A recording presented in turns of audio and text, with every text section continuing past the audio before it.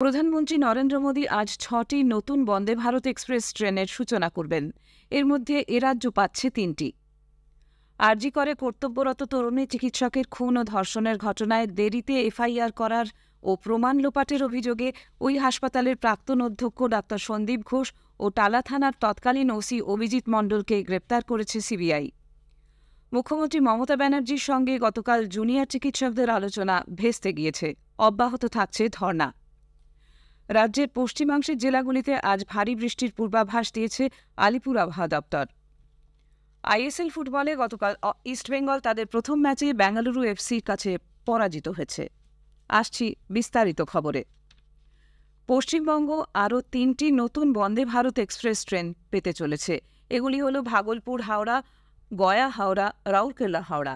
প্রধানমন্ত্রী নরেন্দ্র মোদী আজ ঝাড়খণ্ডের টাটানগরে মোট ৬টি বন্দে ভারত এক্সপ্রেসের যাত্রার সূচনা করবেন। এর মধ্যে এ রাজ্যের জন্য রয়েছে এই ৩টি ট্রেন। আরজিকর কাণ্ডে তরুণী চিকিৎসকের ধর্ষণ ও খুনের ঘটনায় সিবিআই ওই কলেজের প্রাক্তন অধ্যক্ষ সন্দীপ ঘোষ এবং টালা থানার তৎকালীন ওসি অভিজিৎ মণ্ডলকে গতরাতে গ্রেপ্তার করেছে। তথ্য প্রমাণ লোপাট ও দেরিতে এফআইআর করার অভিযোগে ওই দুজনকে গ্রেপ্তার করা হয়। আরজিকর কাণ্ডে দুর্নীতির অভিযোগে আগেই গ্রেপ্তার হন সন্দীপ ঘোষ। উল্লেখ্য, টালা থানার তৎকালীন ওসিকে সিবিআই এর আগে কয়েকবার জেরা করেছিল। গতকাল দুপুরে অভিজিৎ মণ্ডল এবং ঘটনার দিনের ডিউটি অফিসার ও মালখানার দায়িত্বপ্রাপ্তকে সিজিও কমপ্লেক্সে তলব করে সিবিআই। দীর্ঘক্ষণ জিজ্ঞাসাবাদের পর রাত ৯:৩০ নাগাদ গ্রেপ্তার করা হয় অভিজিৎ মণ্ডলকে। রাতেই বিআর সিং হাসপাতালে মেডিকেল টেস্টের পর তাকে সিজিও কমপ্লেক্সে নিয়ে যাওয়া হয়। আজ তাকে শিয়ালদা আদালতে হাজির করা হবে। সেই সঙ্গে সন্দীপ ঘোষকেও রিমান্ডে নেওয়ার আবেদন করা হবে। উল্লেখ্য, তরুণী চিকিৎসকের ধর্ষণ ও খুনের ঘটনায় এ পর্যন্ত ৩ জনকে গ্রেপ্তার করা হল। এদিকে বিজেপি টালা থানার ওসির গ্রেপ্তারের ঘটনাকে স্বাগত জানিয়েছে। দলের রাজ্য সভাপতি সুকান্ত মজুমদার জানিয়েছেন, তিনি বেআইনিভাবে সন্ধেবেলায় ময়নাতদন্তের নির্দেশ দিয়েছিলেন। সিপিআইএমের কেন্দ্রীয় কমিটির সদস্য সুজন চক্রবর্তী গ্রেপ্তারের ঘটনায় প্রতিক্রিয়া জানাতে গিয়ে বলেন, রাজ্যের স্বাস্থ্য সচিব ও কলকাতার পুলিশ কমিশনার বিনীত গোয়েলকেও গ্রেপ্তার করতে হবে। জুনিয়র চিকিৎসক ও রাজ্য প্রশাসনের মধ্যে আলোচনা গত রাতেও ভেস্তে গিয়েছে। সকালে মুখ্যমন্ত্রী চিকিৎসকদের ধর্নায় হাজির হয়ে ফের বৈঠকে বসার অনুরোধ করেন। পরবর্তী উদ্যোগে সায় দিয়ে চিকিৎসকরা সন্ধ্যায় কালীঘাটে মুখ্যমন্ত্রীর বাসভবনে উপস্থিত হলেও শেষ পর্যন্ত বৈঠক করা যায়নি। আমাদের প্রতিনিধির একটি প্রতিবেদন। কাটতে কাটতেও কাটল না জট। নবান্নের পর এবার মুখ্যমন্ত্রীর বাড়ির দুয়ার থেকে আলোচনা না করেই ফিরে গেলেন আন্দোলনরত জুনিয়র ডাক্তাররা। বৃষ্টি ভেজা সন্ধ্যায় ঘণ্টা দুয়েকের বেশি ধরে দর কষাকষির পর আবারও ভেস্তে গেল আলোচনার প্রক্রিয়া। নবান্নের বৈঠকের মতো এদিনও বৈঠকে সরাসরি সম্প্রচারের দাবিতে অনড় ছিলেন আন্দোলনকারীরা। প্রথমে মুখ্য সচিব, রাজ্য পুলিশের ডিজি সহ প্রশাসনের শীর্ষকর্তারা এবং পরে খোদ মুখ্যমন্ত্রী তাদের বুঝিয়ে সুঝিয়ে বৈঠকের আহ্বান জানালেও জট কাটেনি। বৈঠকে না গিয়ে মুখ্যমন্ত্রীর বাড়ির সামনে অপেক্ষা করতে থাকেন আন্দোলনকারীরা। অন্যদিকে বাড়ির ভিতরে অপেক্ষা করতে থাকেন মুখ্যমন্ত্রী সহ সরকারি কর্তারা। এরপরে একটা সময় একে একে স্বাস্থ্য প্রতিমন্ত্রী সহ প্রশাসনের কর্তারা মুখ্যমন্ত্রীর বাড়ি থেকে বেরিয়ে যান। এর কিছুক্ষণ পরে বেরিয়ে যান জুনিয়র ডাক্তাররাও। এদিনের বৈঠকের প্রক্রিয়া ভেস্তে যাওয়ার জন্য দুপক্ষ পরস্পরকে দায়ী করেছে। রাজ্য সরকারের বক্তব্য, আন্দোলনকারীদের তরফে এই আলোচনার জন্য পাঠানো অনুরোধপত্রে কোথাও সরাসরি সম্প্রচারের দাবি ছিল না। কালীঘাটে পৌঁছানোর পর কয়েকজন প্রতিনিধি ওই দাবি তুলে সরব হন। অন্যদিকে বৈঠক বানচাল হয়ে যাওয়ার জন্য রাজ্য সরকারকে দায়ী করেছেন জুনিয়র ডাক্তাররা। সব মিলিয়ে আরজিকর কাণ্ডের পর থেকে জুনিয়র ডাক্তারদের কর্মবিরতি ঘিরে যে অচলাবস্থা তৈরি হয়েছে তা অব্যাহত রইল আরও একটি গোটা সপ্তাহ। অভিরূপ ভট্টাচার্য, আকাশবাণী সংবাদ, কলকাতা। স্বাস্থ্য ভবনের সামনে জুনিয়র চিকিৎসকদের অবস্থানস্থলে হামলার ছক কষার অভিযোগে ধৃত ডিওয়াইএফআই নেতা কলতান দাশগুপ্ত এবং যুবকর্মী সঞ্জীব দাসকে 7 দিনের পুলিশ হেফাজত দিয়েছে আদালত। গতকাল দুজনকেই পুলিশ বিধাননগর আদালতে তোলে। হামলার ছকের অডিও ক্লিপ ভাইরাল হওয়ার পরই এই নিয়ে তোলপাড় শুরু হয়। তদন্তে নেমে শুক্রবার হালতু থেকে সঞ্জীব দাস ওরফে বুবলাইকে পুলিশ গ্রেপ্তার করে।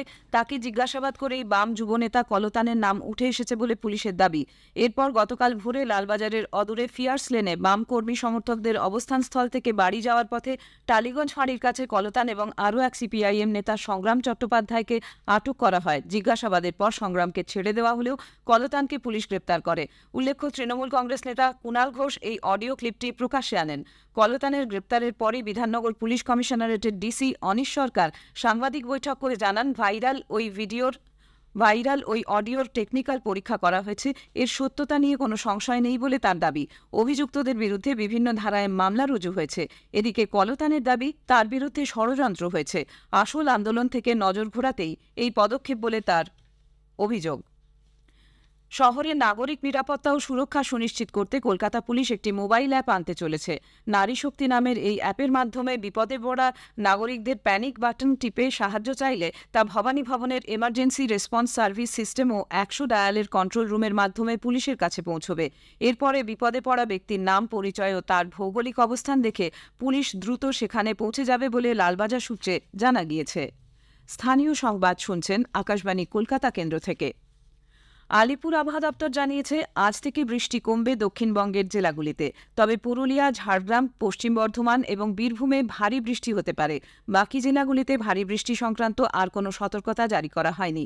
নিম্নচাপের প্রভাবে সমুদ্র উত্তাল রয়েছে। আবহাওয়া দপ্তর জানিয়েছে, উত্তর বঙ্গোপসাগর এবং সংলগ্ন পশ্চিমবঙ্গ, ওড়িশা ও বাংলাদেশ উপকূলে আজ ঝোড়ো হাওয়া বইবে। হাওয়ার গতিবেগ থাকতে পারে ঘণ্টায় 45 থেকে 55 কিলোমিটার। মৎস্যজীবীদের সমুদ্রে যেতে নিষেধ করা হয়েছে। নিম্নচাপ ও মৌসুমী অক্ষরেখার জোড়া ফলায় দুর্যোগের জেরে নাজেহাল দক্ষিণ 24 পরগনা জেলার সুন্দরবন এলাকায় বৃষ্টি ও ঝড়ের তীব্রতা বেশি। উপকূলবর্তী এলাকায় প্রচুর ক্ষয়ক্ষতি হয়েছে। ভেঙে পড়েছে কাঁচা বাড়ি, উপড়ে পড়েছে গাছ ও বিদ্যুতের খুঁটি। অন্যদিকে পরিস্থিতি ঘোরালো হওয়ায় সুন্দরবন পুলিশ জেলার ফ্রেজারগঞ্জ ও সাগর থানার পক্ষ থেকে সতর্ক থাকার জন্য মাইকিং করা হচ্ছে। নদী ও সমুদ্রে নৌকা, ট্রলার নিয়ে মাছ ধরার উপর নিষেধাজ্ঞা জারি আছে। প্রয়োজনে বাসিন্দাদের পাকা বাড়িতে আশ্রয় নিতে বলা হয়েছে। বকখালিতে সমুদ্র স্নানে নিষেধ করে সমুদ্রতটে মাইকিং করেছে পুলিশ। প্রশাসনের পক্ষ থেকে প্রতিটি ব্লকে পর্যাপ্ত ত্রাণ মজুতের নির্দেশ দিয়েছে জেলা প্রশাসন। সেচ, বিদ্যুৎ, জনস্বাস্থ্য, কারিগরি দপ্তরের আধিকারিক ও কর্মীদের ছুটি বাতিল করা হয়েছে। কলকাতার তালতলা থানার ব্লকম্যান স্ট্রিট ও এস এন ব্যানার্জি রোডের সংযোগস্থলে গতকাল দুপুরে বিস্ফোরণে এক ভবঘুরে আহত হয়। বাপি দাস নামে ওই ব্যক্তি এস এন ব্যানার্জি রোডের ফুটপাতে থাকত বলে জানা গেছে। একটি প্লাস্টিকের বস্তায় বিস্ফোরক ছিল বলে মনে করা হচ্ছে। আহত অবস্থায় বাপি দাসকে এনআরএস হাসপাতালে ভর্তি করা হয়। ঘটনার পরপরই সংলগ্ন রাস্তা বন্ধ করে দেওয়া হয়। বম্ব ডিসপোজাল স্কোয়াড বস্তাটি পরীক্ষার পর রাস্তা খুলে দেয়। ফরেনসিক দল ঘটনাস্থলে গিয়ে নমুনা সংগ্রহ করে। বিজেপি কলকাতা শহরে বোমা বিস্ফোরণের ঘটনায় এনআইএ তদন্তের দাবি জানিয়েছে। দলের রাজ্য সভাপতি সুকান্ত মজুমদার গতকাল কেন্দ্রীয় স্বরাষ্ট্রমন্ত্রীকে চিঠি লিখে অভিযোগ করেন যে রাজ্যের নাগরিকদের নিরাপত্তা অত্যন্ত সংকটে। অবিলম্বে এনআইএ বা অন্য কোনো কেন্দ্রীয় তদন্ত সংস্থাকে দিয়ে তদন্ত করানোর জন্য শ্রী মজুমদার আবেদন জানিয়েছেন। কোচবিহারের বক্সিরহাটে নাবালিকা ধর্ষণে অভিযুক্ত এক ব্যক্তিকে গতকাল তুফানগঞ্জ মহকুমা আদালতে তোলা হলে সচেতন নাগরিক মঞ্চ নামে একটি সংগঠন ও বিজেপির মহিলা মোর্চা আদালতের সামনে ব্যাপক বিক্ষোভ দেখায়। সম্প্রতি তুফানগঞ্জ 2 নম্বর ব্লকে এক স্কুল ছাত্রীকে ধর্ষণের অভিযোগে পুলিশ ইরশাদ আলী নামে এক যুবককে গ্রেপ্তার করে। গতকাল তার 4 দিনের পুলিশ হেফাজত হয়েছে। রাষ্ট্রীয় পুষ্টি মাস উপলক্ষে ভারত সরকারের তথ্য সম্প্রচার মন্ত্রকের central bureau of communication CBC field office মেদিনীপুরের উদ্যোগে হাওড়ার শিবপুর পাবলিক লাইব্রেরি হলে গতকাল একটি অনুষ্ঠানের আয়োজন করা হয়। এর অংশ হিসেবে হিন্দুস্তানি শাস্ত্রীয় সঙ্গীতের উপর একটি অনলাইন স্ট্রিং ইনস্ট্রুমেন্ট প্রতিযোগিতা, শিশুদের ভালো খাদ্যাভ্যাসের উপর চিঠি লেখা এবং পুষ্টিকর খাদ্য গ্রহণের জন্য নানা উদ্ভাবনী ধারণার উপর মায়েদের নিবন্ধ লেখা ইত্যাদি আয়োজিত হয়। পূর্ব রেলের শিয়ালদা ডিভিশনের দমদম বারাসাত সেকশনে মধ্যমগ্রাম ও বিরাটির মধ্যে রিগার্ডারিং কাজের জন্য আজ সকাল 10:30 পর্যন্ত ডাউন লাইনে এবং সকাল 8:30 পর্যন্ত আপ লাইনে ট্রাফিক ও পাওয়ার ব্লক থাকবে।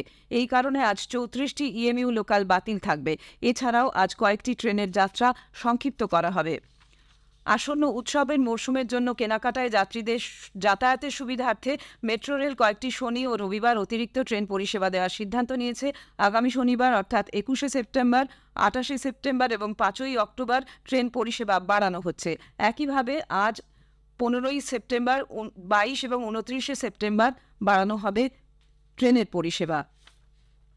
বেঙ্গালুরুর কান্তিরাভা স্টেডিয়ামে আজ সন্ধ্যায় গত সন্ধ্যায় এবারের আইএসএলে তাদের প্রথম ম্যাচে ইস্টবেঙ্গল বেঙ্গালুরু এফসির কাছে 0-1 গোলে পরাজিত হয়েছে। ম্যাচের 25 মিনিটে বিনীত ভেঙ্কটেশ বেঙ্গালুরুর হয়ে জয়সূচক গোলটি করেন। ম্যাচের 87 মিনিটে লালচুং নুঙ্গা লাল কার্ড দেখে ইস্টবেঙ্গলের বাকি সময় 10 জন খেলে। শেষ করার আগে খবরের বিশেষ কিছু অংশ আরেকবার। প্রধানমন্ত্রী নরেন্দ্র মোদী আজ 6টি নতুন বন্দে ভারত এক্সপ্রেস ট্রেনের সূচনা করবেন। এর মধ্যে এ রাজ্য পাচ্ছে 3টি। আরজি করে কর্তব্যরত তরুণী চিকিৎসকের খুন ও ধর্ষণের ঘটনায় দেরিতে এফআইআর করার ও প্রমাণ লোপাটের অভিযোগে ওই হাসপাতালের প্রাক্তন অধ্যক্ষ ডাক্তার সন্দীপ ঘোষ ও টালা থানার তৎকালীন ওসি অভিজিৎ মণ্ডলকে গ্রেপ্তার করেছে সিবিআই। মুখ্যমন্ত্রী মমতা ব্যানার্জির সঙ্গে গতকাল জুনিয়র চিকিৎসকদের আলোচনা ভেস্তে গিয়েছে। অব্যাহত থাকছে ধর্না। স্থানীয় সংবাদ শেষ হলো।